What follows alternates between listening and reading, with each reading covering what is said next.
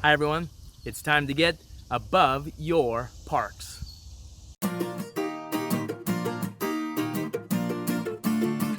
It's Naturalist Dan from the Johnny Appleseed Metropolitan Park District. I'm so glad you could join me. We're really excited here at the Park District to kick off a brand new program.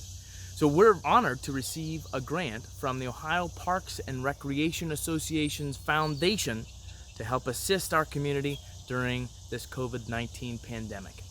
So we've developed this program to help share the experience of our parks virtually.